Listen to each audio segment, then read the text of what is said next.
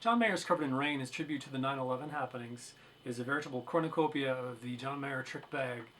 He starts off with the pick between his fingers, so he can kind of use his fingers. Finger pick, lush open chords. And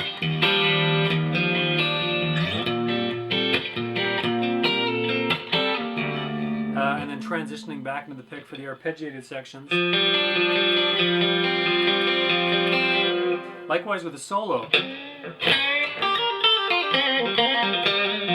And he's using the pick for that, then he's transitioning into the fingers for funky bits.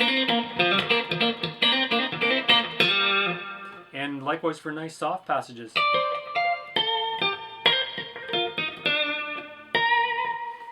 We have a chord solo.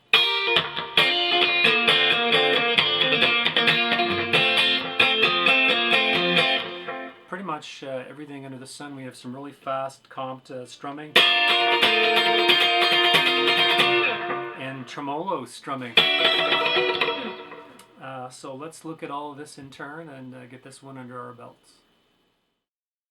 Before we get started, I just want to go into a bit of theory, so some of you might fast forward this part, that's fine. This song features drop D tuning. So we take our E string, our low E, which is the 6th string, we take it down 2 semitones or 2 frets to a D. I like to tune this by taking the 7th fret harmonic of the 6th string and comparing it to the 12th fret harmonic of the 5th. When they're both the same, you have a low, low D. So right off the top of this song, Mayer is using these 2 lush chords, and they take advantage of this drop D tuning. In so much that the lowest note is a D sharp, and the other chord features an A sharp. So why do those sound so nice with the open G string ringing in both cases? The reason is it's in G minor, that's why. And the notes of G minor are these.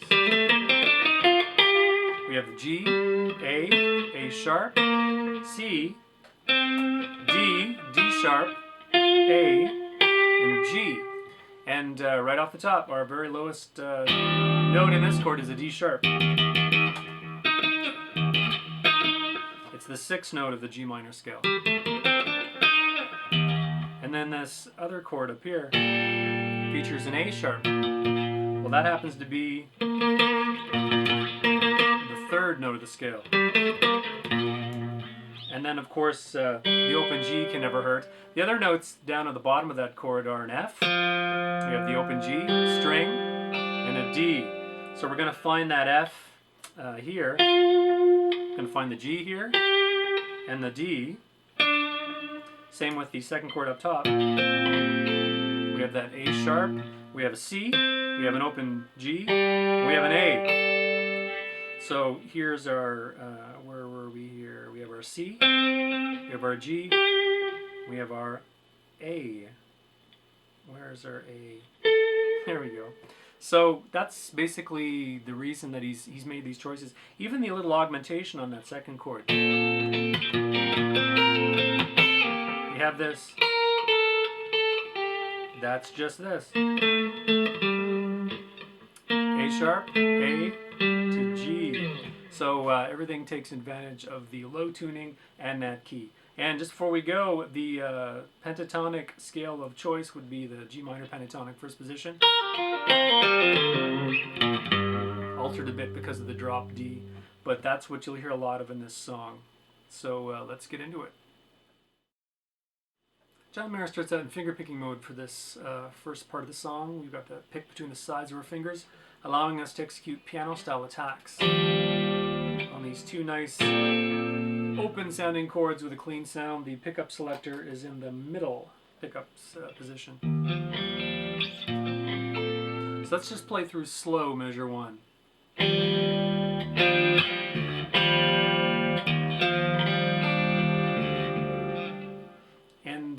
Let's look at that first chord a bit in detail. We have our 1st finger fretting the 1st fret of the 6th string for a D sharp. 3rd finger frets the 3rd fret of the 4th string. For an F, we have the open 3rd string G, and our pinky is on the 3rd fret of the 2nd string for the D. So it sounds like this. And the first two times we pluck this piano style, we don't do all of the notes at once. The first pass we do the bottom 3 notes at the same time. And then the second pluck will be the bottom 3 notes, but at the same time. So to demonstrate, we do this. That's what we do. So the whole thing through slow, so you see where that is in context.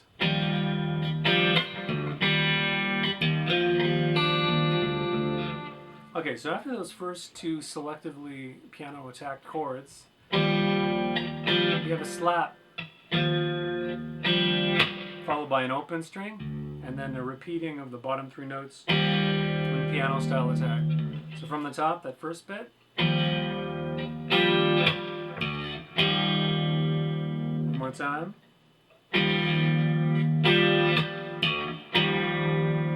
And when we get to this point, we simply arpeggiate all the notes. And end off with 2 pumps on that low 6th string. So, oops, that's bad. So, measure 2 has the same chord down low, slid up to the 8th fret of the 6th string with your first finger cementing that, and the timing of it changes a bit. Instead of this kind of intro, we have a double time before we have the slap. Let's play through that slow to see where we're going with it.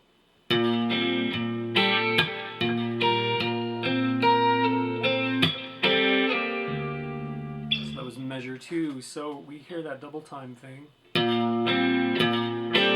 Basically pedaling between the low note, the single low 8th fret of the 1st string, and then snatching the middle 2 strings before going back low, and then snatching 3 strings of that chord, so, and then followed by the slap. So low, high, slap. And then we have an interval. So we go from our root note here with our first finger to the 11th fret of the 2nd string. So from the top, low, high, slap, that interval. Then we do this fiddly little arpeggio with a couple slides in it.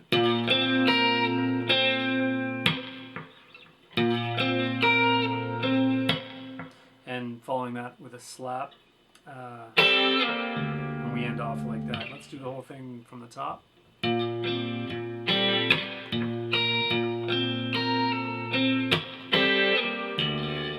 Coming out of that arpeggio, and we're still holding that chord shape. To do that interval, we slide the pinky up here, and then we use that as our arpeggio. Slide the pinky down, coming back down, we hit the 10th fret at the 4th string, slap, and then we do this double slide with our pinky and 3rd finger fretting the 10th fret at strings 4 and 2 respectively. We slide it down 2 frets and hit that low open string. So one more time, slow, measure 2.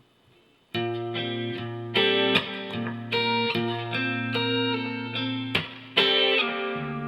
let's throw measure 1 to 2 in there for some context.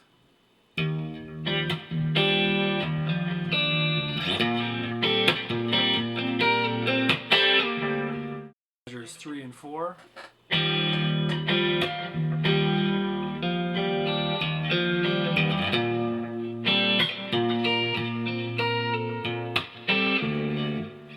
Small minor differences in the way we do the... Here we don't do the open string, we do the fretted 1st string and then the chord. We have a small pause before starting the arpeggio on the 4th string. So it's a bit different. The arpeggio starts on a different note. And that very last note in measure 3 is slid up into measure 4.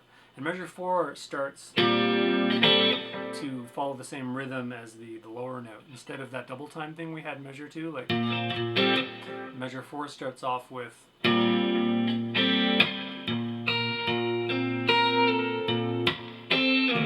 also ends a bit different. Instead of like measure 2 ended, measure 4 ends. By the time you finish that slide, you're actually sounding that low open string before starting. So let's do measure 3 and 4 together really slow.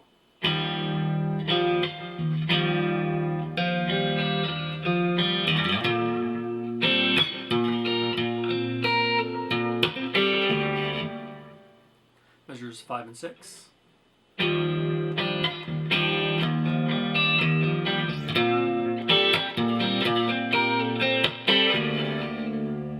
Major difference in measure 5 is we rush the arpeggio portion and we're cramming in 8 notes instead of 7 as in previous measures.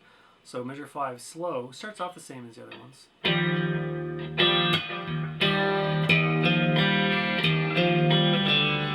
The other thing is at the very last note of the arpeggio we lift all our fingers off and sound an open D, an open 4th string. So measure 5 one more time slow. One more time slow, right?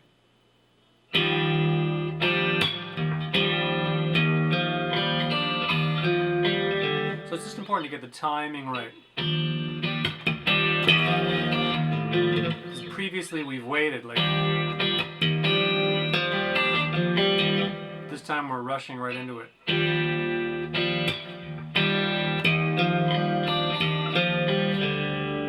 And then we're sliding up to the 8th fret.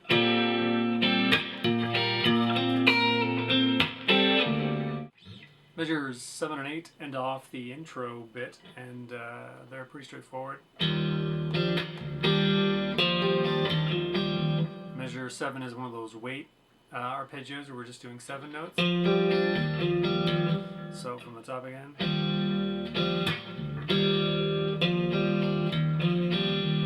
And then measure 8 is kind of a throwaway measure because he's preparing for something that's coming up, and he just does the first bit.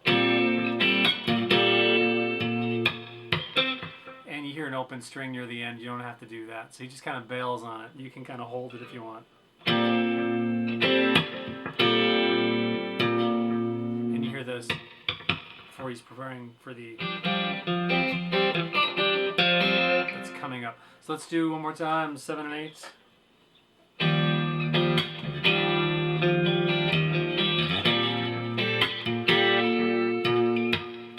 You can just do some rhythmic slapping before going to the next part, and that's pretty much measures 7 and 8. Measures 9 to 12 feature 2 chord shapes that we're going to be swapping back and forth using a piano technique, which accents either the whole chord, the bottom of it, or the top 2 notes. And let me demonstrate. The chords we're going to be using in this case, I have my 2nd finger on the 3rd fret of the 4th string, 3rd string G is open, and then my 3rd finger is on the 3rd fret of the 2nd string. The 2nd chord shape is basically my 1st finger is fretting the 1st fret of the 2nd string, and I'm lifting off the 3rd. So we're taking these 2 chord shapes and we're doing this to them.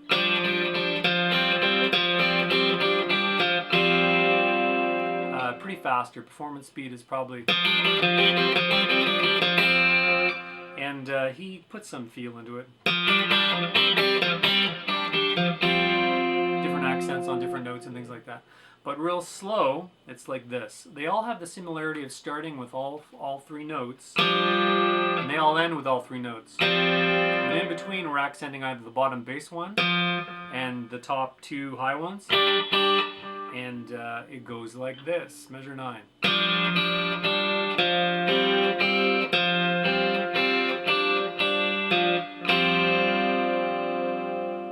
Measure 10 introduces a new chord shape that is with my 3rd finger on the 3rd fret of the 4th string, 2nd finger on the 2nd fret of the 3rd string, and my 1st finger on the 1st fret of the 2nd. And we're going to be lifting off our 2nd finger to have that G sound open. So those are the 2 chords we're going to be playing around. Measure 10 sounds like this.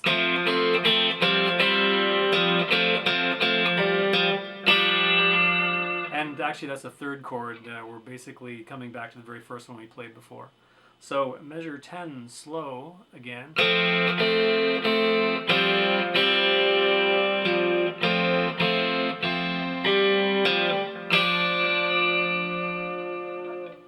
Measure 11 has us going back to this chord, and the rhythm for that one is.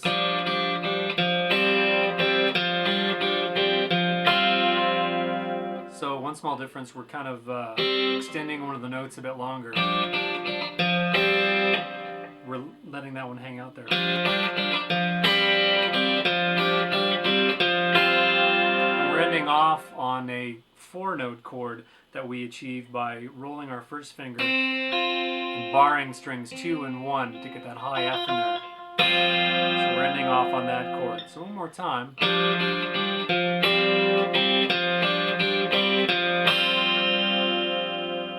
Measure 12 ends off this particular chord motif, and it sounds like this.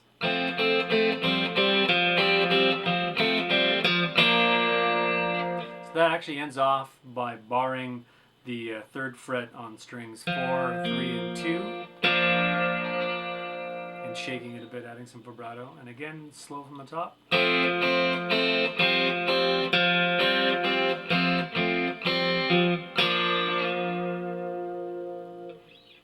Measures 13 to 16 end off the intro part before going into the verse. I'm just quickly going to go through it, and you can reference the tab for the details. So this is measure 13.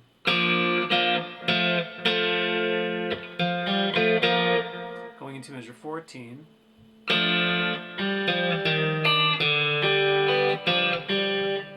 Going into 15.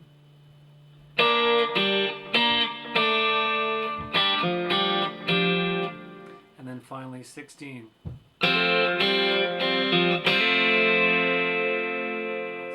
So this is measure 13.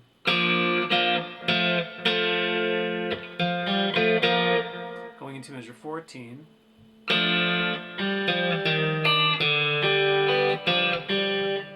Going into 15.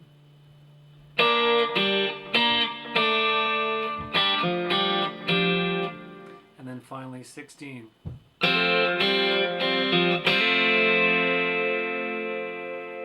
after that we find ourselves into the first verse. Starting with measure 17, we're into the verse, and John Mayer is playing this with the fingers. He's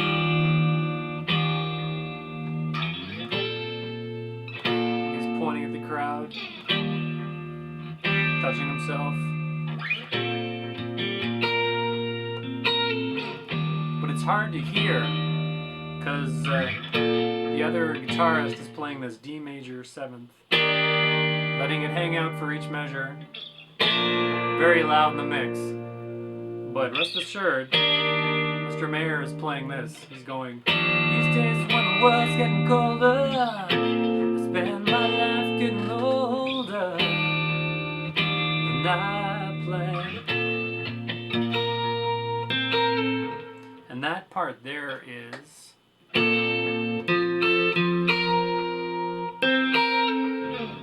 before going into this again. So very nice, a lot of room for getting in and out. Like,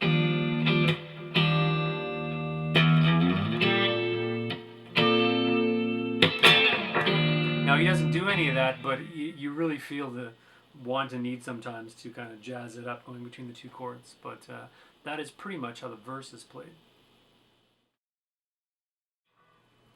Measures 23 to 28 take us from the ending of the verse into the chorus, and signifies the change from fingers to pick. So just the last low chord of the verse played with the fingers, the pick is put away, and then we do this kind of rhythm.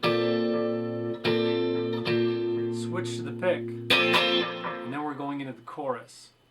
So yeah, that's off the last verse, second last verse chord, and then the very last part of the verse is switch into some heavy strumming. So again, we're doing a similar chord to before, but with our first finger we're barring the 6th and 5th string, and then we're kind of letting that G open in between these two fretted chords like that. And the rhythm is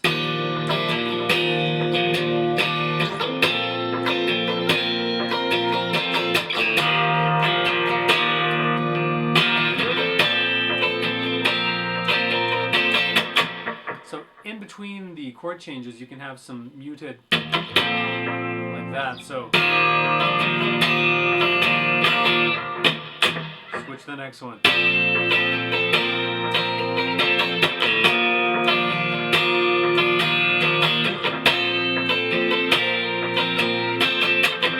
So in that higher part, we're doing that chord, and then we're taking our pinky and sliding up the 11th fret on the 2nd string. And the rhythm for that is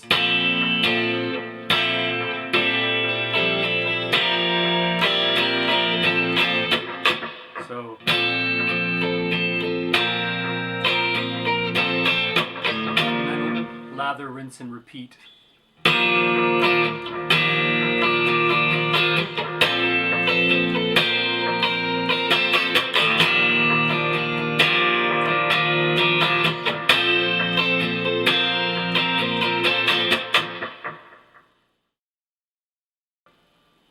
Measures 29 and 32 are some arpeggios on some chords we've seen before. We're still hanging on to the pick for this to make the picking easier, and it sounds like this.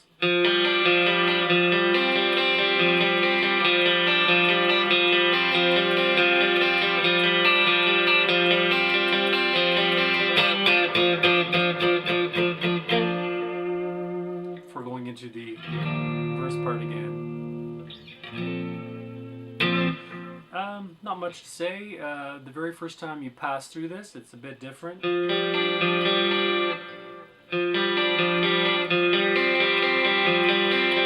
change up the picking a tiny bit, but after that it settles into a rhythm where it's exactly the same.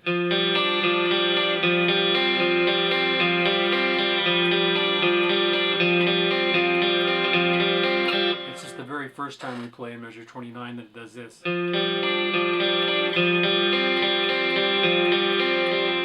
And that ending part is straightforward. We just take the same chord and go before going into verse 2. For the solo, which is several minutes long, all I'm going to do is play basically the solo line slow, and I'll have the tab underneath and you can kind of see what's going on. The solo itself begins in measure 34, coming out of the 2nd chorus. We have a dirtier tone now, and we chord our way out of measure 34. And then we do a couple single line notes to get us into the solo. And that begins like this.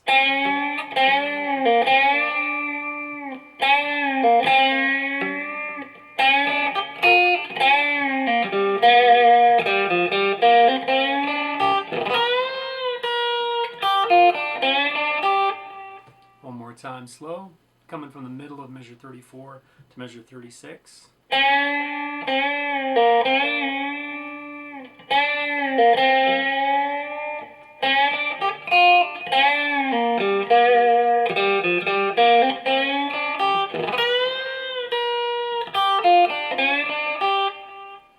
Measures 37 and 38.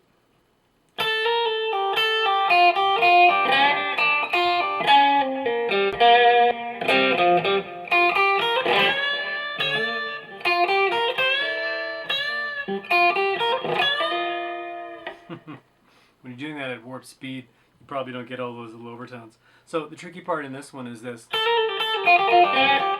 That.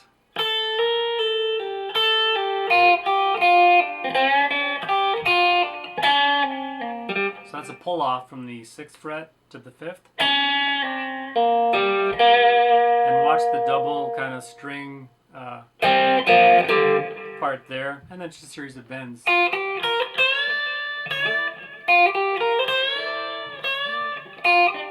And you go up to the 9th fret for this one, and then we're into the next measure. Measures 39 and 40.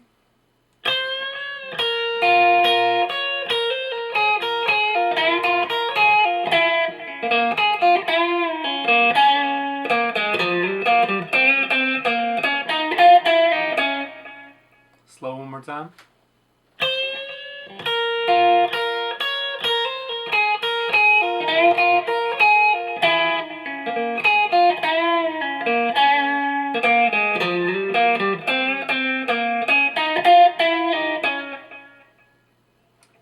Measures 41 and 42. Mute here. Slide.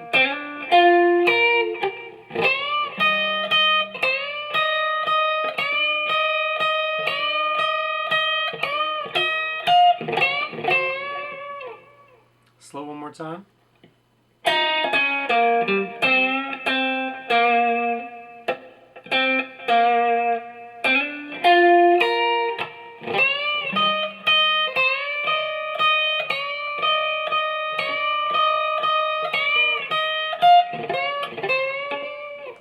Not too much to say about those bends. It's almost like a parallel bend that you'd usually find, let's say, anchoring the 11th fret on the first string and the 14th fret on the second string. But in this case, we're actually on the 13th fret on the second string and bending up a full step, 2 frets. It's got a more interesting sound. Measures 43 and 44.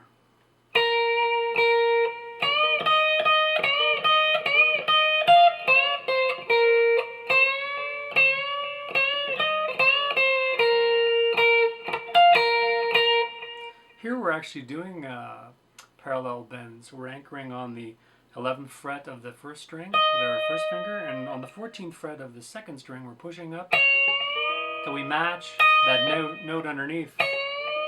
As opposed to a couple measures before, we were actually bending up on the 13th fret and we were missing that, achieving that same note by semitone. That's what made it really cool. Difference between that and this. So let's do measures 43 and 44 one more time.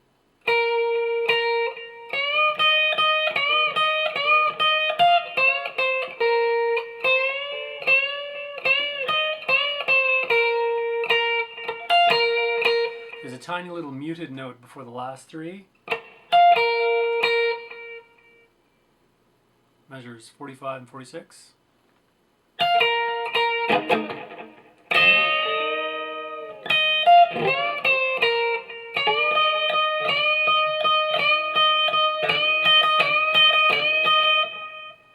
One more time, slow.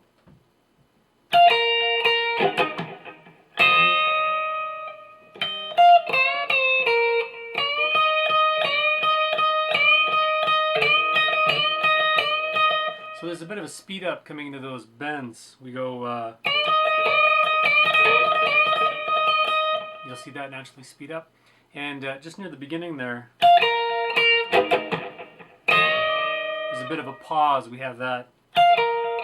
We have a muted down and up, a little pause before going into that bend. And we'll carry it out one more time.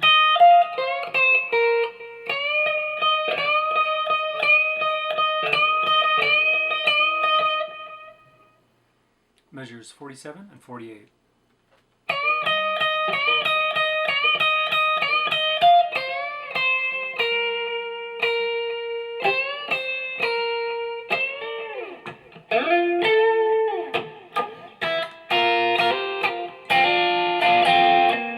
So we have the beginnings of a chord solo in that second measure.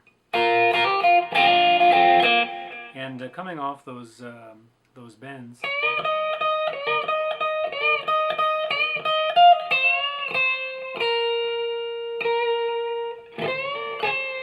we do one last bend and then a slide, sliding up here, muted strum up and down, and then followed by like the 3 open strings on the bottom, and we have these 2-note descending kind of chord soloing things,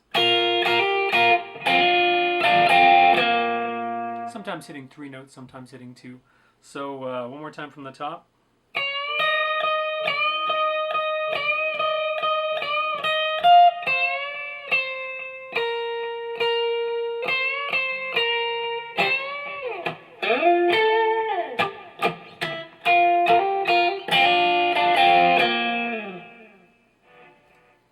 I just want to talk a bit about the chord solo section. Basically, he's holding these 2 notes. It's kind of like a D chord, slid up to the 5th fret here. And we're fretting with our second finger 6th fret of the second string, and our first finger is on the 5th fret of the 3rd string. And from there, we just kind of hammer on with our 3rd finger on the 7th fret of the 3rd string and pull off. And then we kind of use our pinky to get up top to the 8th fret of the 4th string, descending with the 3rd finger to the 7th fret of the 4th string, back up again.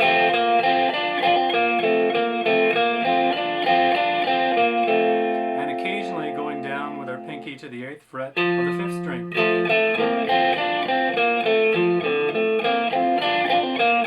And it's really as simple as that. He's pogoing as he's doing it and having fun with it. It's going to be different every time.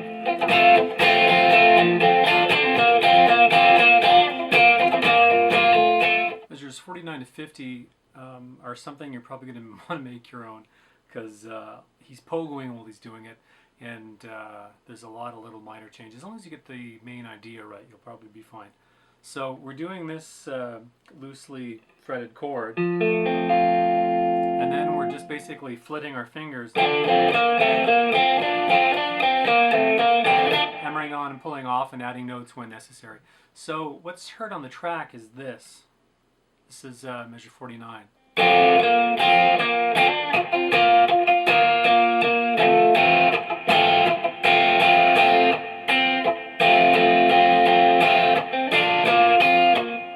More or less like that. So you can follow that, or you can just you can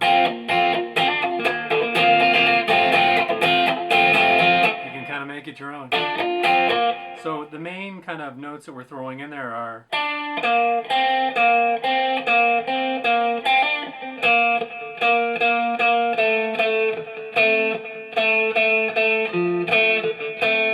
so you can kind of find these on the fretboard, play around with that section, and make it your own. But for the next couple of bars, we'll show you what actually appeared on the track. So one more time, that those two measures.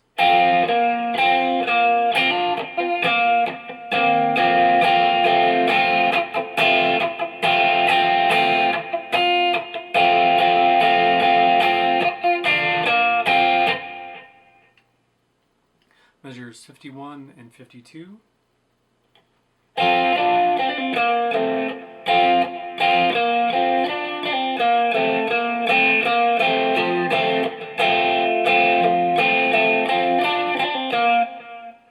One more time.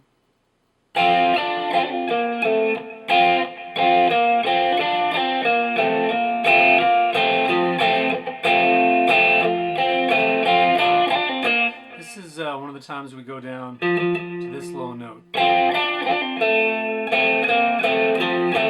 all the way down to the 8th fret on the 5th string. But you can kind of hear a single line kind of melody in there.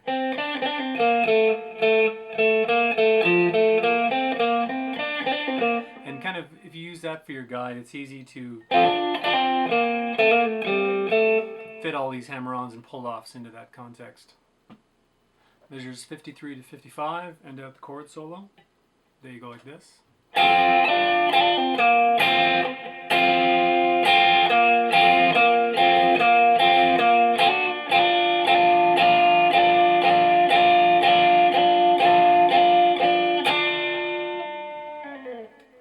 Then we have a blank bar after that.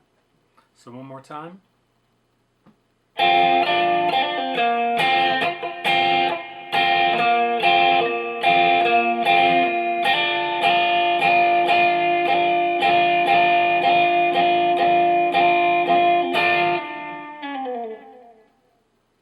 Some more of that chordy stuff. At the very end of that measure, we're actually just pedaling between these notes and the 8th fret on the 4th string. So the whole chord with the 8th fret on the 4th string incorporated, and just the two high notes. And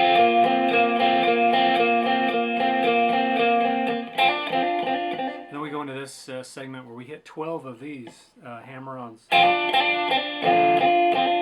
So we're already doing the chord. Our second finger is on the 6th fret of the 2nd string, and our first finger is on the 5th fret of the 3rd string, and with our 3rd finger we're hammering on the 3rd string, 7th fret, and we're just doing this. And the 13th one of those, that is into the one of the last measures, is just held and then slid down like that. We have a bit of a pause, and then we're in for some softer stuff. Measure 57 and 58, he quietens things down. He switches to his fingers, so he's got the pick between his sides of his fingers now, and he's sitting down on some little stool, and he's kind of being one with the audience. This is always a cool idea to slow things down. People have been doing it for years, and the notes he plays are this.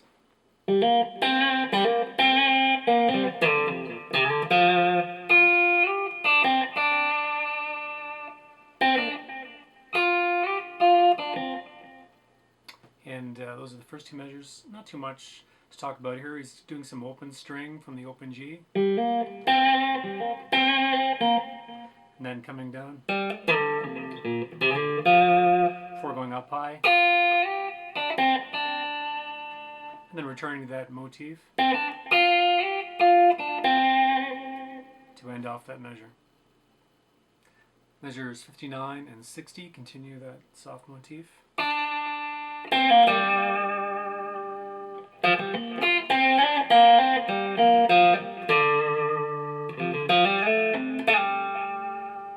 So here,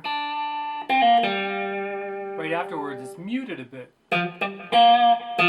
So just mute it with the side of your palm as you're picking with your thumb, and I alternate between the thumb and first finger for this kind of stuff.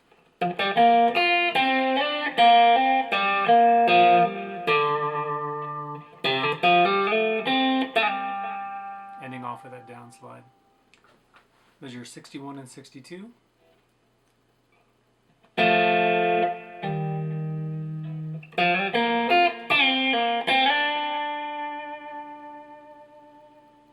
So you sustain that 7th fret G string fretted note as long as you can. So the measure starts off with these 2-note chords. So we're continuing with this. So that is with your pinky on the 6th fret of the 2nd string. We kind of do a pre-bend on the 5th fret of the G string before sliding that up. So, and then we do some heavy vibrato, shake the hell out of that note to make it last, because it pretty much lasts the whole measure. Measure 63 and 64 start with the kind of crying of the note from the last measure. So at the 7th fret here on the 3rd string.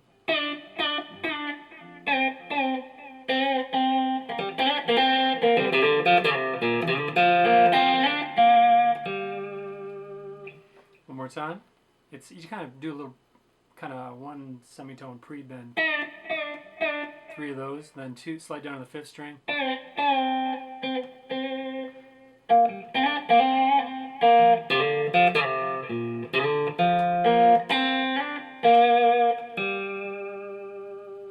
Measure 65 and 66, we go up high a bit.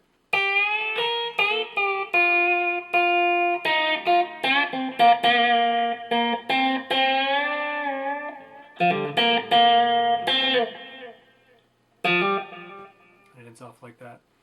One more time.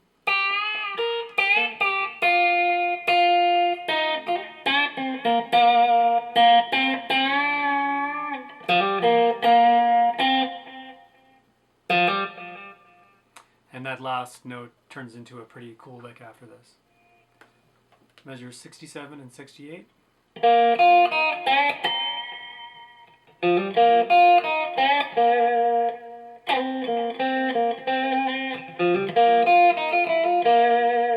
So that's actually coming off the, so that hammer-on from the 3rd fret to the 5th is actually from the last measure. So the lick actually starts. We're actually doing an artificial harmonic here on the 3rd fret of the 3rd string. And it's the artificial harmonic between the first 2 pickups. You actually get different harmonic ranges. Higher, back. But the one we're going for is the one right between or closer to the first pickup. So let's do that one from the top. Hard to get sometimes.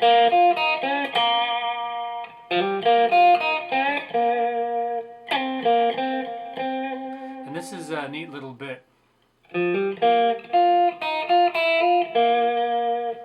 the lick up quite a bit. He does a fast little hammer-on pull-off thing. And again, slow, it's... So we start off on the 6th fret of the 2nd string, go to the 4th, back to the 6th, and then hammer on from the 5th to the 6th, and then terminate with that last note. So let's do that one in its entirety one more time. Let's do it again, this time with the harmonic.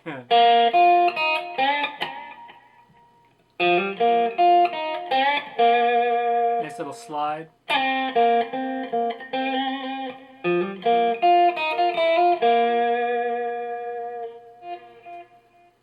Measures 69 and 70.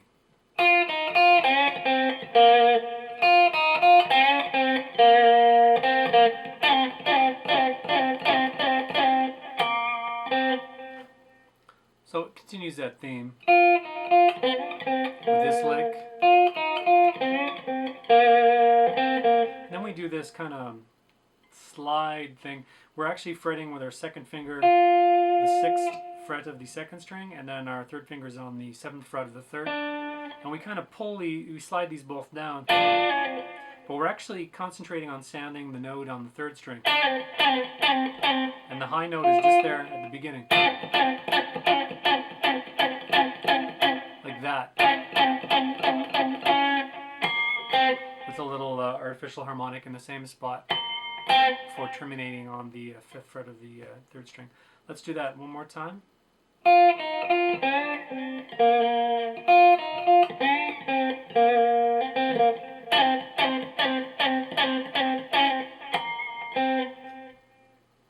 Measures 71 and 72. Measure 71 starts off with a really long bend.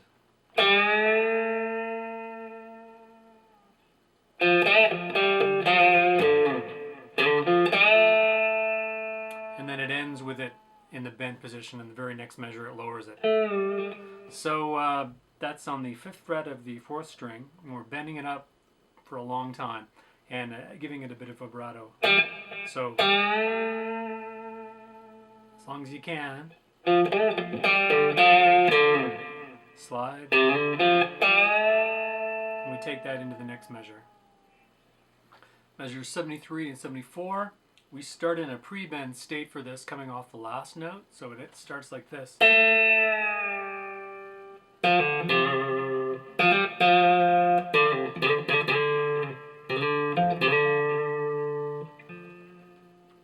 And then a lot of dead air to end the measure out. So again, starting in that pre-bend state, we have this, and then the measure starts, come down, pull off to an open 4th string. And then there's a series of fast slides, 3 of them.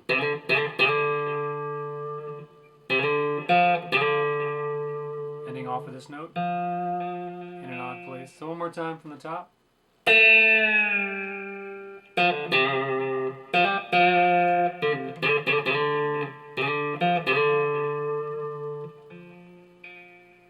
Measure 75 and 76 have some really pretty notes in them. We've switched to the neck pickup. We've got it in the 1st position here, and it changes the sound a tiny bit, brings the warmth out in our fingers, and it also seems to make the echo effect come out a bit more, although that might be a studio post-production thing, or something the sound man did in the live shoot or the post-production on the DVD. In any case, these are the notes he plays.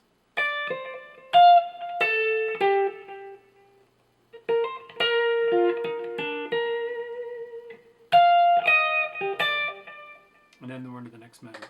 So that was measures 75 and 76. Not much to say, just learn the notes and play them, although I do have a fingering tip for this part. Right here, most people when they do pull-offs, not pull-offs but hammer-ons and pull-offs, they kind of keep the same kind of anchor note. In this case I got my 1st finger on the 15th fret of the 3rd string, and I'm hammering on with my 3rd finger on the 17th, and then coming back here. I actually shift that 3rd finger down and keep it there, because afterwards we're grabbing some low notes, and we want that 3rd finger in place to do the little vibrato section. So from the top, I'll pause when we get to that. Here it is. So I'm using my third finger, and then I'm vibratoing that, and then coming up with a high note. And with the high note, use my third finger, first finger underneath that, second finger to fret the 17th fret of the 4th string, and then I slide my first finger down to the 15th fret of the 2nd string before going into the next measure. So one more time from the top, everything.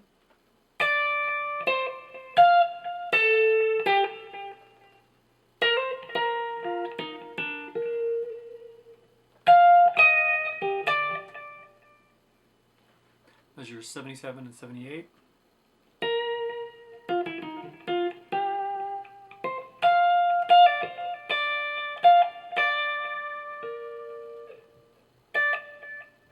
Ends off measure 78. A lot of these licks start at the end of the measure and continue into the next one, so it'll sound nicer in its full context.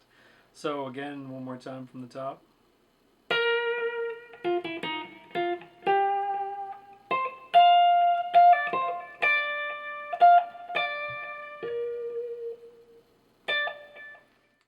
Measure 79 and 80.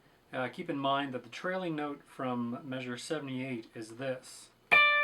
And then measure 79 starts like this.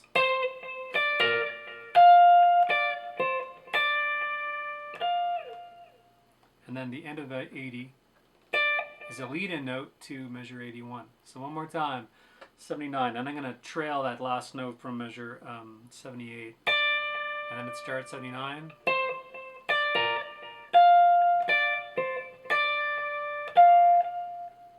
Last note of measure 80, and that's a lead-in for the next measure. Measures 81 and 82. Again, we have that lead-in note from the last measure. I'm going to play it now, and this measure begins like this.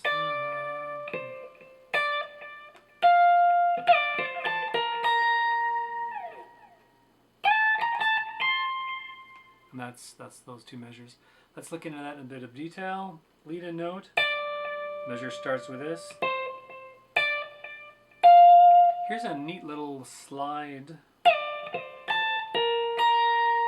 followed by some big intervals. What I'm using there is I got my first finger on the 18th fret of the 2nd string, and I'm sliding down to the 15th fret of the 2nd string. With my second finger, I'm fretting the 17th fret of the 3rd string. My third finger frets the 17th fret of the 1st string. My first finger moves up to hit the 15th fret of the 3rd. My pinky hits the 18th fret of the 1st string. It hangs a bit and then we slide out. So let's try that again.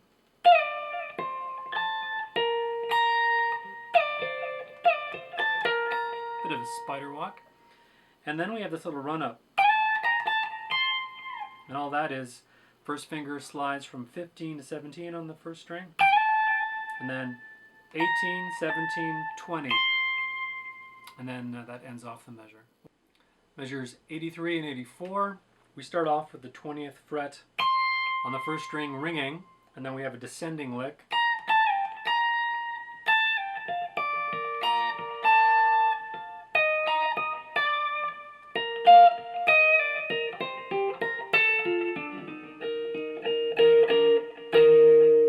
And near the end we transition into these little 2-note chords which come into play for many measures to come after this. I'm using my first 3 fingers for the descending part. For this pull-off section, I'm barring the 15th fret with my first finger and playing this.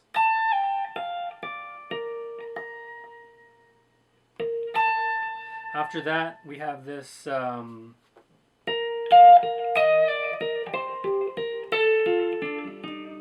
for that, I'm barring again the 15th fret on the 3rd and 2nd strings. And using like a barring with my 3rd finger on the 3rd and 4th strings at the 17th fret. This part here, I play these 2 notes sequentially with the same finger. And for the little run up, or the 17th fret to the 18th fret on the 5th string, I sometimes use my 3rd finger and pinky before transitioning into this part. I'm tempted to use my pinky the first time, but later on we're going to need the pinky to hit some high notes down here, so as soon as I can, I switch into either my third finger and kind of go between the 18th and 17th frets on the 5th string using the second finger and third finger, or just moving the third finger back and forth. It's up to you really. So one more time really slow.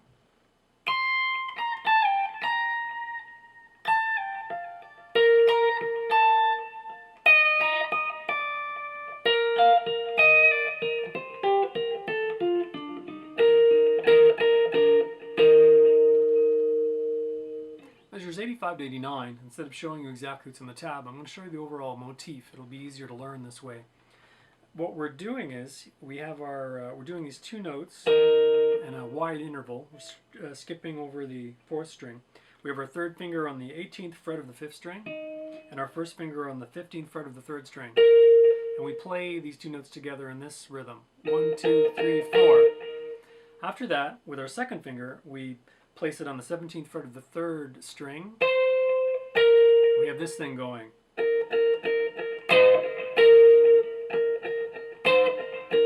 That kind of thing. 1, 2, 3, 4. And then we lower our bass note from the 18th fret to the 17th fret of the 5th string. Changes it a bit, and we hear this. So we're doing that same high note on the 17th fret of the 3rd string. This time we're using our third finger to hit that. So 1, 2, 3, 4. Back again. We just kind of alternate in that manner. Sometimes we'll lead with the new bass note before we switch the measure. And then he starts adding these high notes.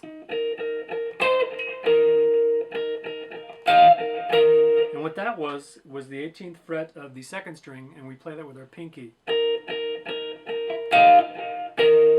So it's in line with where your bass note is on the 18th fret. Just hit the 18th fret on the 2nd string.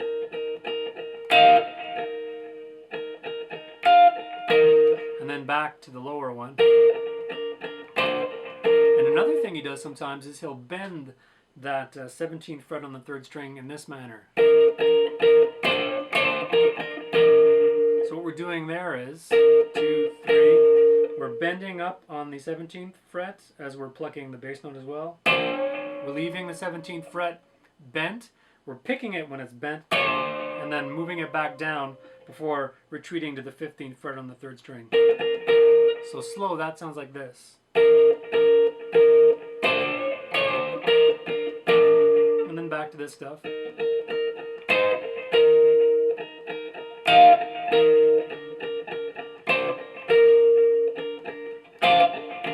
So that's one other thing he does when he's in the lower position with the 17th fret root note. He'll actually take his third finger, put it on the 17th fret of the 3rd, and the pinky on the 18th fret of the 2nd string, and hit all those together. That sounds really nice.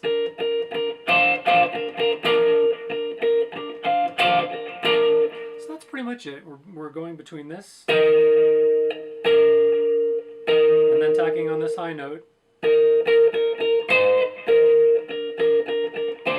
Switching our fingers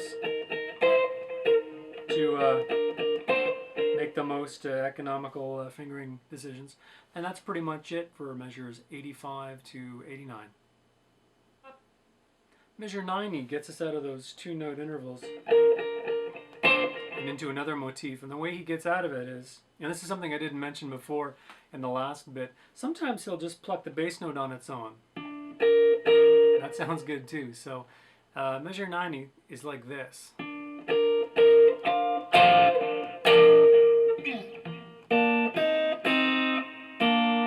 It gets down low to where the next motif occurs. So don't forget that too when you're doing your improvisation with this two-note interval, to just pluck the bass note on its own.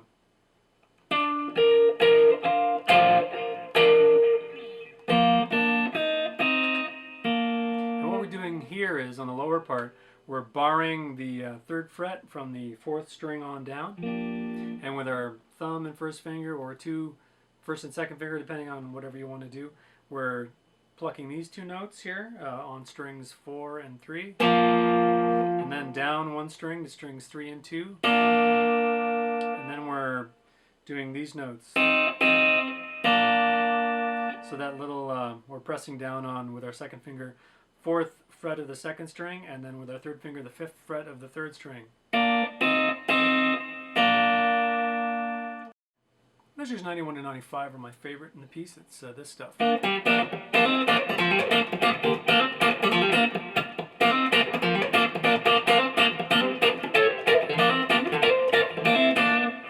And let's look at measures 91 and 92, because they kind of tell you everything you need to know.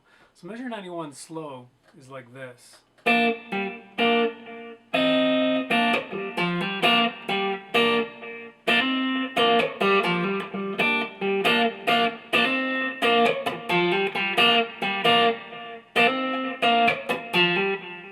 And right off the top, we notice that measure 91 starts like this. 92 starts like this.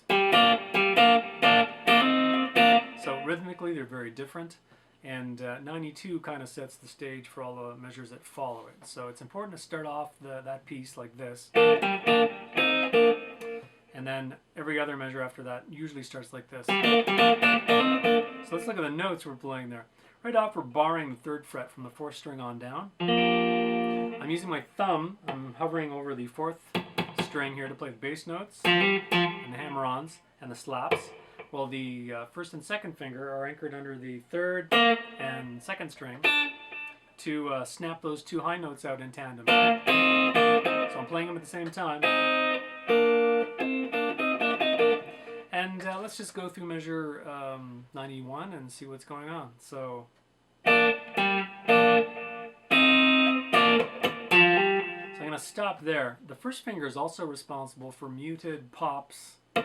In this case, that's what we're doing here. So just before the hammer-on, around these hammer-ons, you'll see these rhythmic things showing up. They kind of set the timing for the hammer-on.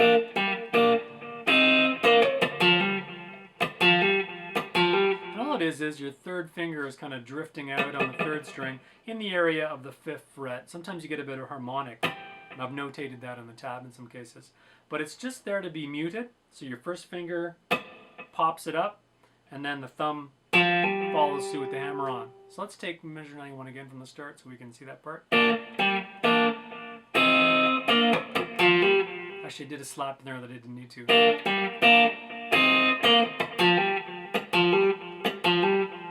And it's important to get those in there. After that, it carries on. And near the end of measure 91, you'll see an open string notated, an open 3rd string G. And I think what happened there is he meant to mute it and he missed it. Instead of he went, it happens. And in this case, because it's Sean Mayer, even his mistakes sound cool. The tune is in G, so an open G is just going to sit there and sound great. So measure 91, slow.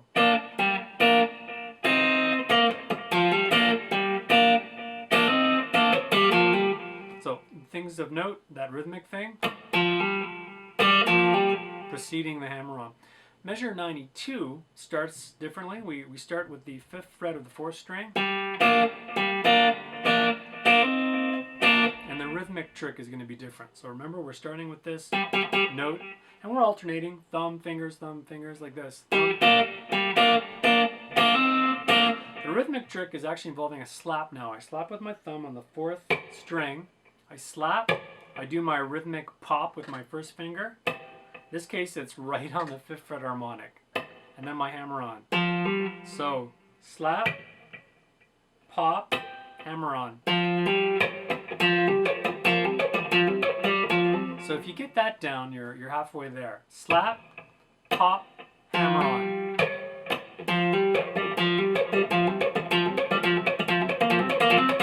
You see how the sound starts to sound good. And again, some of the changes you'll see later on is sometimes he'll hit that open string. Sometimes he'll hit a fretted 3rd fret 3rd string. It's because, again, he missed the mute, like slap. So let's look at 92 slow so we can see where that all fits with this rhythmic stuff we're learning.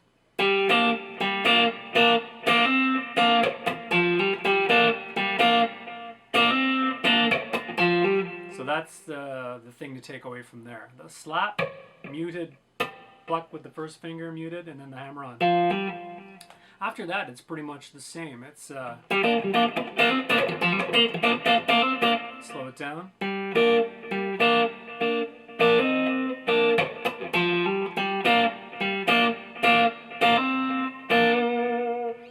So that is it. It's my favorite part of the song. Make it your own. Sometimes you can throw in the open G. Or that muted 5th fret, almost harmonic but not quite. Don't go for the harmonic, go more for the mute. And then occasionally, like I mentioned before, the 3rd fret. And enough practice, you'll get it and you'll be bopping away in no time. Measures 96 and 98 change the rhythm up again, and sticking with my other tactic of just showing you the motif ID itself and not the note for note part. He changes it from this to one of two things. There's this one.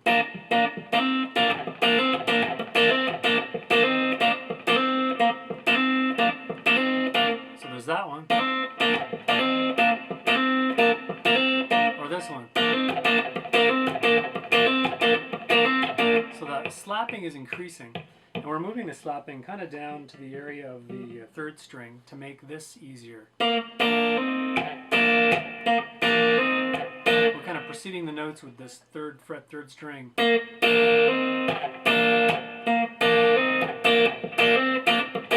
And we're either using the slap at the very end,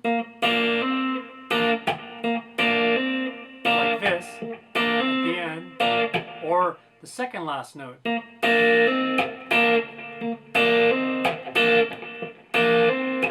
So sometimes we're ending off with a slap, sometimes we're ending off the idea with a.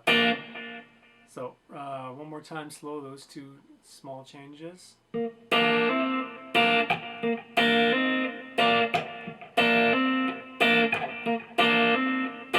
That was ending with the slap, and the other one is.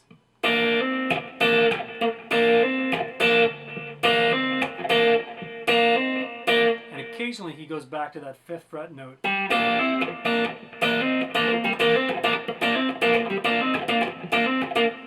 And in context with the song, it sounds like this real time.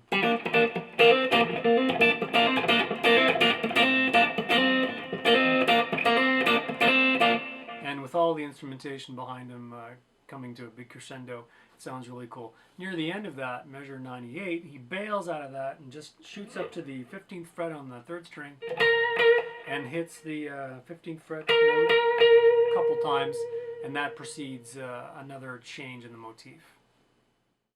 Measures 99 and 100. After coming up here, the fingers, 15th fret of the 3rd string, we switch to our pick, and we do this, measures 99 and 100.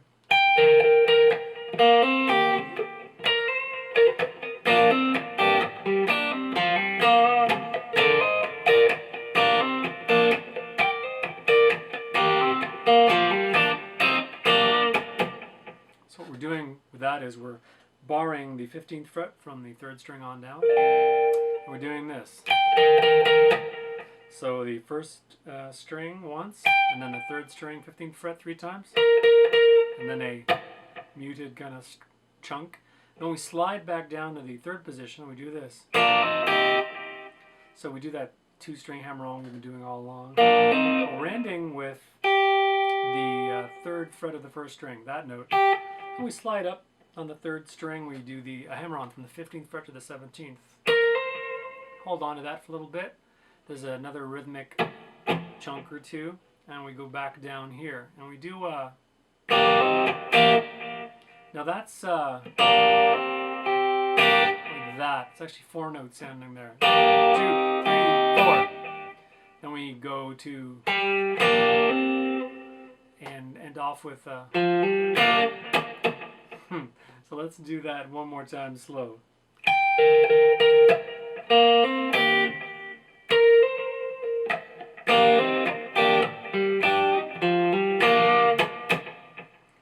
measure 100 has got a neat thing where we're flipping between the lick up here and down here, just doing an octave.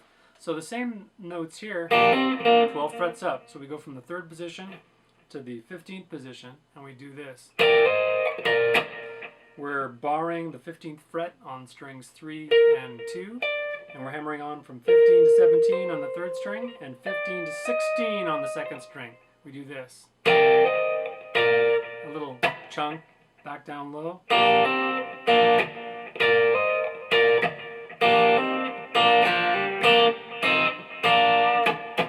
that ends off measure 100. So let's just do that measure 100 again one more time.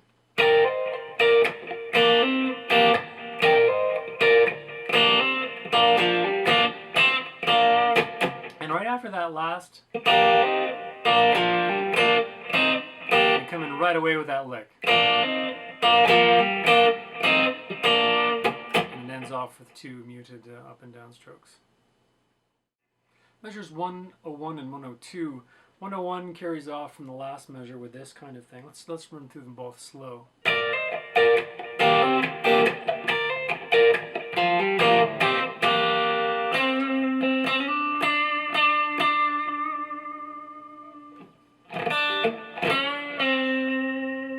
that ends off measure 102. So measure 101, same octave jumping thing. Except there's 2 muted strums there. And down here, coming back from the 2nd high point, we do that lick. There's some muted strokes in between that. Before we move to the 5th fret of the 3rd string, slide up to the 7th, starting measure 102. Strike that 3 times, vibrato it. And then we repeat the same note but on a different string. In this case it's the 3rd fret of the 2nd string. We hit that one. There's a mute, I think, as we come up for the rake to follow. And we rake down into the 5th fret on the 3rd string, bending up. So rakes, for anyone that's not familiar with them, we're muting all these strings before the note we're about to attack with our palm, and we're just sweeping over them.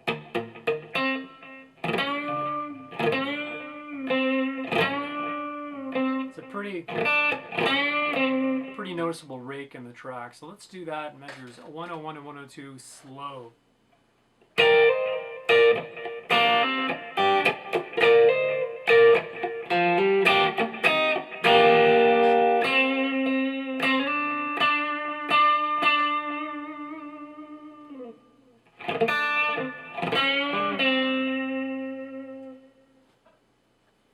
Measures 103 and 104.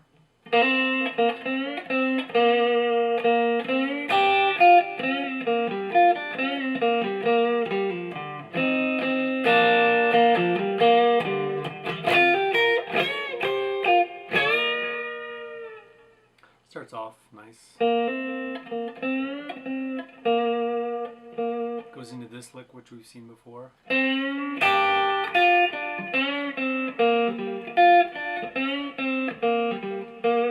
So we're bending the 5th fret on the 3rd string, striking the last 2 strings, pull off, a bend, into a pull off, I think we actually picked the 2nd one.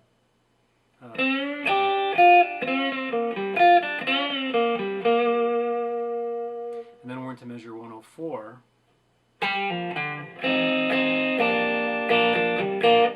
I want to talk a bit about these 2-note chords. As indicated in the tab, pretty simple. We're barring the 3rd fret in that 2nd part. We're doing strings 3 and 2. We're doing strings 4 and 3. And then we're kind of barring strings 4 and 3 at the 5th fret, and back to the 3rd fret of strings 3 and 2. So the measure up until that point.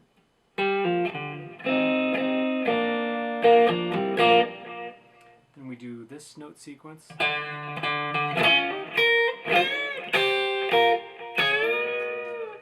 And that is interesting in that it's an interesting rhythm. But right after that, we're going to do a hammer-on the 6th fret to the 8th fret of the 2nd string. as we do that hammer-on, it's almost like a rake, because we're sounding the open 4th string, which is the same pitch as the fretted 5th fret of the 5th string. It's kind of happy coincidence. So we go, and as we do this, yeah, I was kind of exaggerated, but we're sounding that open 4th string by accident. And after that hammer-on and bend, as we come back down, he actually sounds 2 strings on the 8th fret, on the 2nd string and the 1st string, for going back here, and terminating with a double bend on the 1st and 2nd strings at the 9th fret. And that was measures 103 and 104. Measures 105 and 106. Measure 105 and into the middle of 106, probably the fastest, most complicated lick in the song, so we'll spend a bit more time on that. It sounds like this, coming off that 2-note bend at the 9th fret.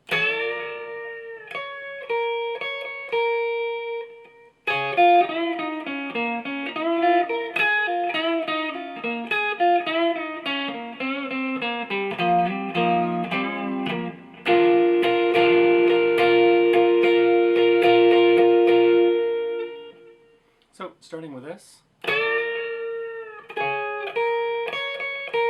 On the track that's played so fast it almost sounds like this. There's a double pick note. You pick that 9th fret twice. But on the track it sounds like this, because it's so fast. But in reality it's... Then we get into this nice... That is picking the bottom 2 strings on the 9th fret. 6th fret on the 2nd string, bending the 8th fret 3rd string, bending it, hitting it unbent, pulling off to the 6th fret, ending on the 8th fret of the 4th string, coming back up to the 6th fret of the 3rd string. So in its entirety that little phrase is...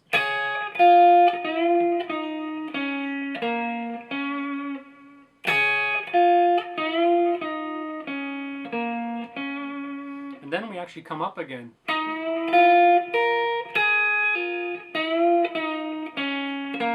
Phrasing changes a bit. So let's take that phrase in its entirety.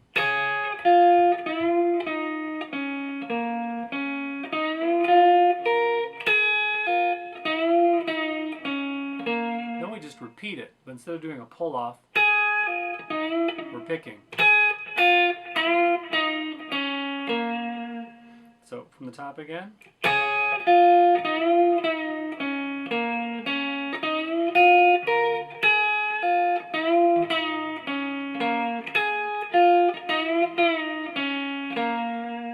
Then we move into a really neat thing on the 5th fret of the 3rd string. So we pick it in a bent position, and then pick it unbent.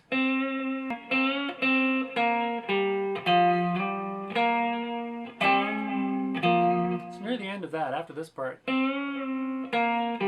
do a slide from the 8th fret of the 5th string to the 10th fret of the 5th string, 8th fret of the 4th string, and then we do fretting of 2 notes on the 9th of the 10th fret, kind of bend them up. So on strings 4 and 5, we bar the 10th fret, we kind of we bend both of them, and then hit the 8th fret, barred at those 2 strings as well. That's the whole thing. Then we go into this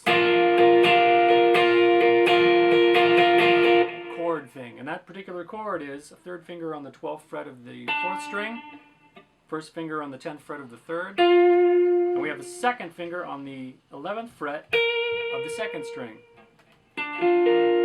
We hit it once, and then we kind of double strum it.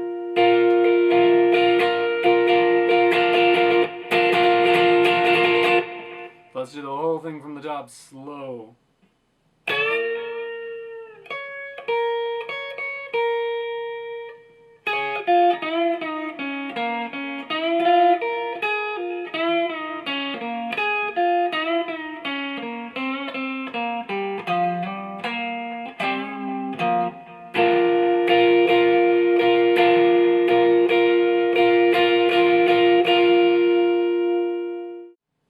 Measures 107 to 109.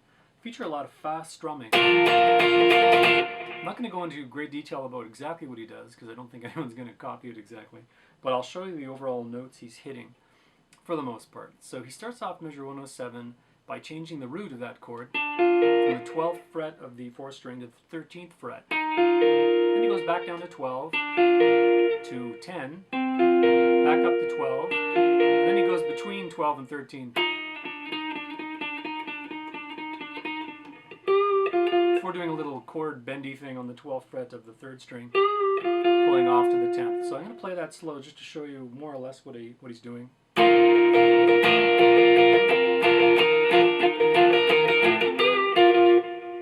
Doing something more or less like that. The closest thing that I can think of to that is U2's Where the Streets Have No Name.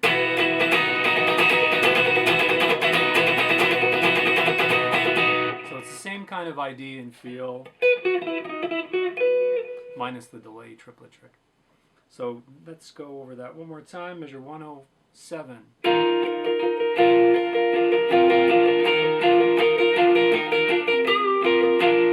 Measure 8 just has him hanging out with the 12th fret root, and he goes to 10 and back to 12. The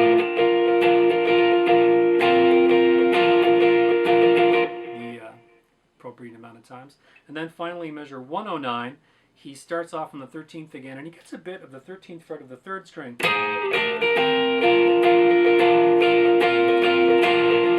Before ending off on the 12th fret. So that's pretty much all you got to do. Strum those chords in time, the speed that they're doing on the track.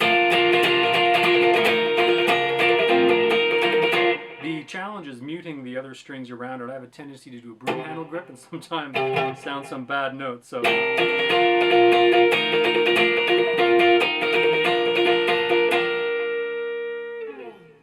that's measures 107 to 109. Measures 110 and 111.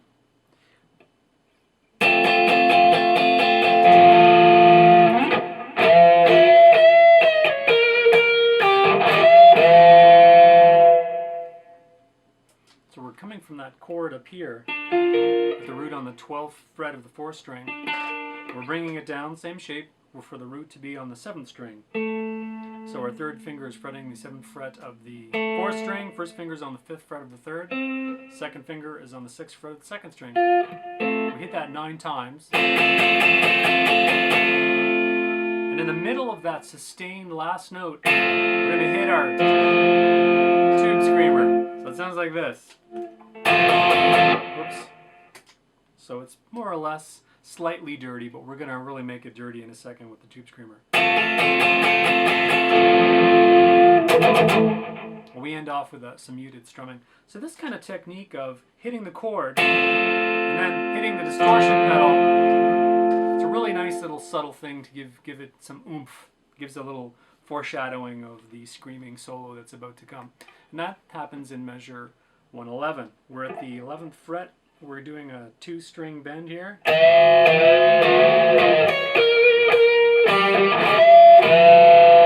end off that measure.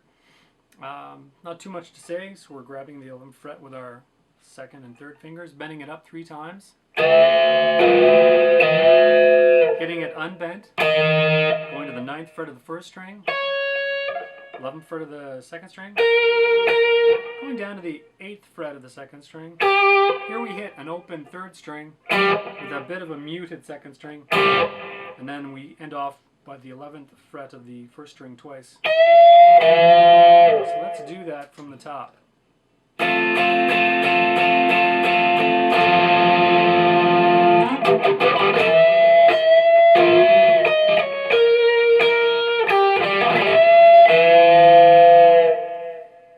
So as for hitting that stomp pedal, whatever you got, you can do it with a variety of equipment. I have a liquid foot controller, the LF Plus 12 Plus.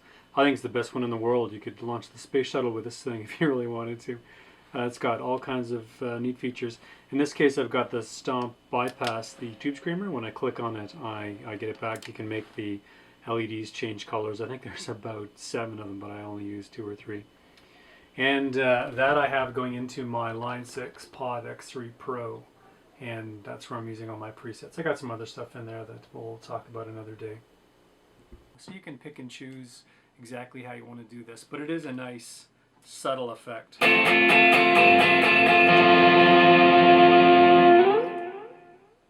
Measures 112 and 113.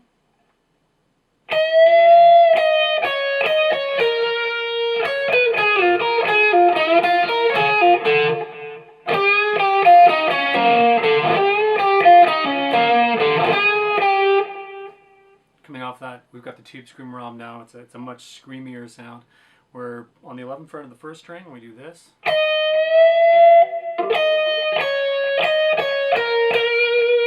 And there's a neat little kind of slide down.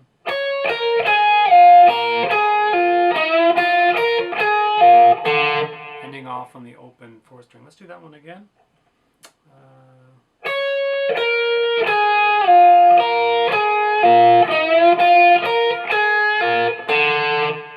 And then in measure 113 we have a series of bends that always terminate in an open D string. That ends off the measure. Simple enough. And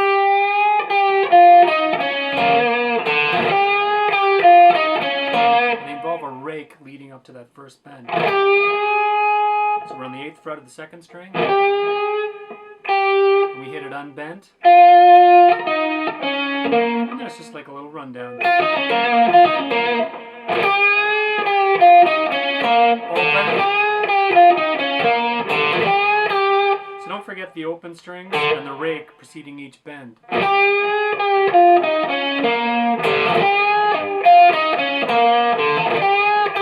Let's take that measure from the top one more time, slow.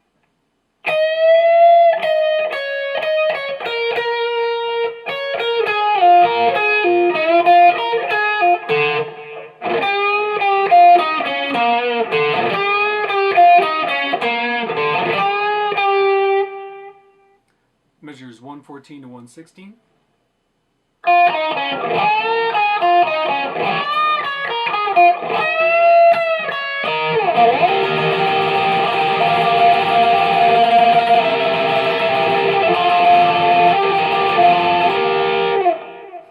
Features a lot of crazy tremolo strumming.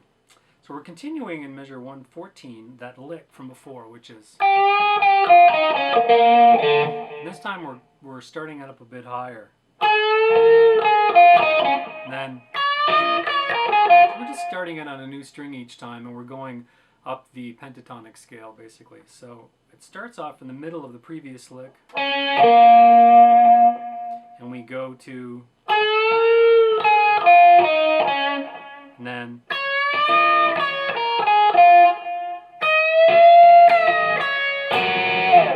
so to put it in context, let's play it from the old lick to show you how it changes.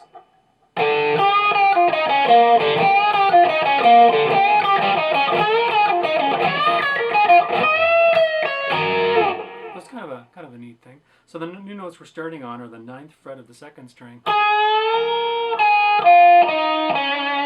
and then the 9th fret of the 1st string, and coming down in diatonic to the scale. We're keeping the notes true to the scale form before ending off on here. Now we start the tremolo strumming. So that chord we're strumming initially is 12th fret of the 3rd string, 11th fret of the 2nd string. 1st string is muted. And how you achieve this is up to you. I anchor my pinky on the fretboard and I tremolo strum it.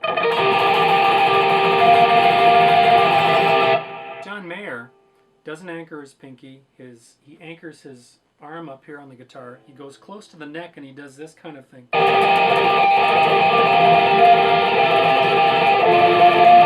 So if you're good at that, go for it. You could also use the Eddie Van Halen wrist technique, where we're not touching the fretboard, we're not anchoring our elbow, we're doing this. That's how he tremolo picks his, like. And for those that maybe not familiar with the word, tremolo picking is just picking as fast as you damn can. In this case, it's strumming as fast as you can. So let's look at that chord and see what we're doing with that. We're starting off that first 12, 11, muted, Then we're adding the 13th fret of the first string. And then we're coming down to the 12th fret. Then we're barring the top 3 strings on the 10th fret. Then we're doing that particular double hammer-on that we're so used to in the song by now. And ending it off. So let's do that slow, all from the top.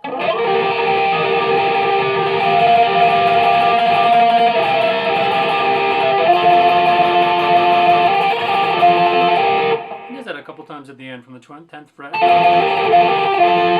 And then he ends out measure 116 like that. So let's take it from the top.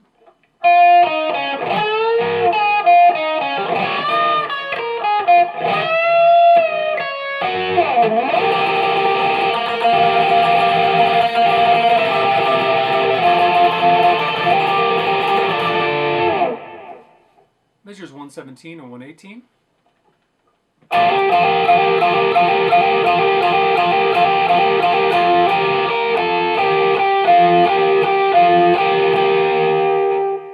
We're actually playing the same notes throughout, we're just changing the rhythm a bit. So we're barring with our first finger on the 10th fret, and we're striking the 2nd and 3rd strings at the 10th fret. And we're doing a little hammer-on notes, the 12th fret of the 3rd string, the 11th fret of the 2nd string. We're doing 12 of these.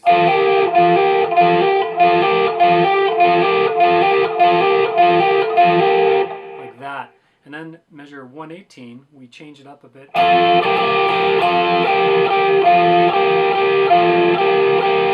So coming right into 118, the rhythm changes a tiny bit. We actually do the 10th fret once, and then 3 strums on that hammer-on part. Before settling into a 10th fret, 2 of these.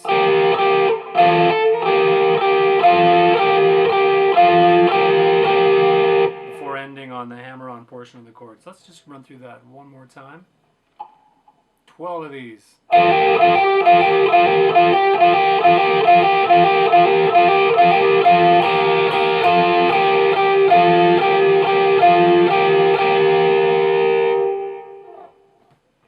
Measures 119 to 121, end off the solo, and he's preparing to soften things up and come into the verse. We're playing the same notes from the last couple measures, again, just in a different rhythm. And he's palm muting a bit. It's kind of an awkward thing to do. He switched to his fingers, and somehow along the way we've arrived in the middle position for the pickup. Measure 119 to 121 sounds like this.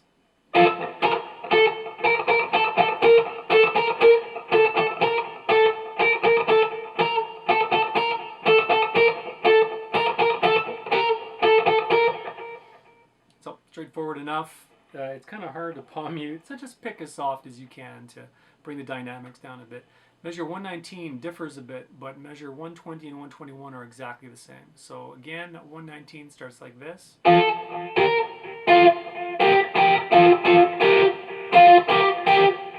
It actually ends with a rest, and then measure 120 and 121 sound like this.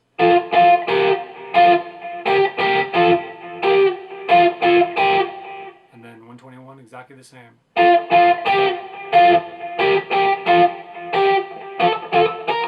I think in showing you I wasn't muting it that much, but you really do want to soften it down because he's about to go back into the verse. And we're looking at measure 124, which is the tail end of verse 3. John Mayer doesn't play a whole heck of a lot in this part. It's the other two guitarists doing this.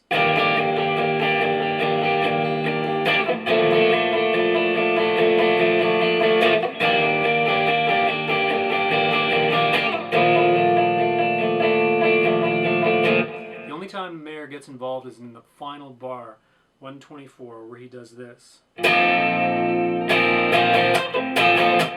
And this just leads up to the crescendo, to the final chorus.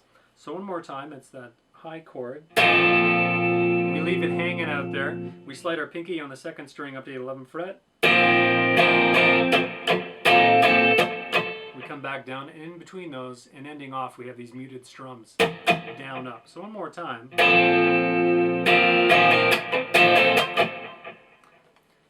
Measures 125 and 126 are like this.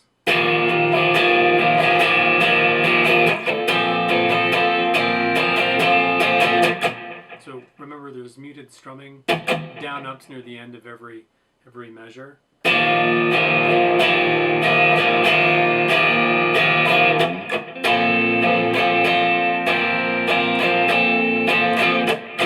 a little bit about this sound. This is the first solo sound that you might not have heard before unless you've listened to the solo video. So it's got a bit of dirt on it. It's not that clean sound we started off with. So one more time, measures 125 and 126.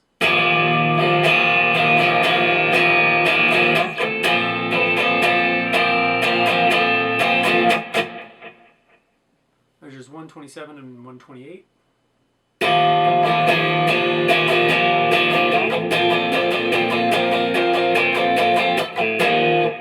Just one more time.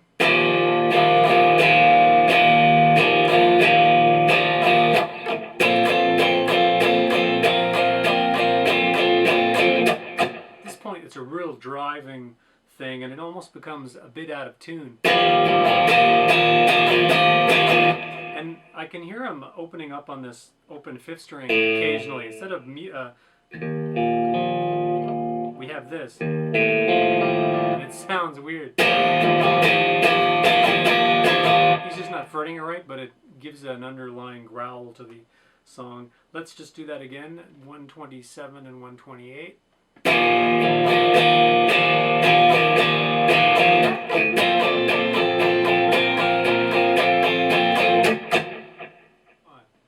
Measures 129 and 130.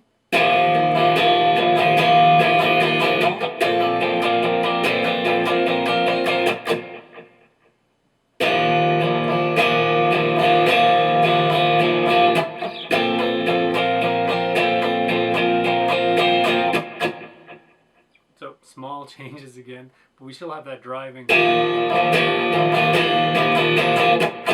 Muted down and up, and then up here. So we're just changing with our pinky from the 10th fret of the 2nd string to the 11th fret. And staying on it longer in some measures than others.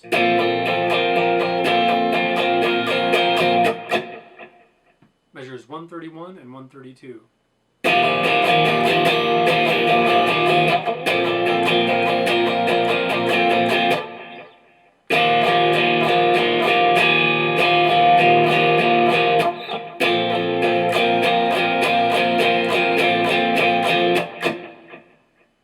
Okay, so we've looked at a lot of the outgoing measures. There's a few left, but they're very similar to the other ones that have been shown. Just get that attitude that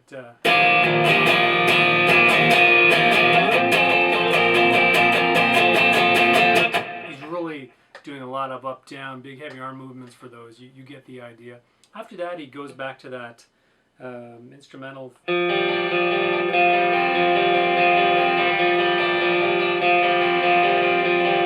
He does several of these. There's a couple of variations where he just gets out of sequence, like they're in the tab. You can investigate them at your leisure.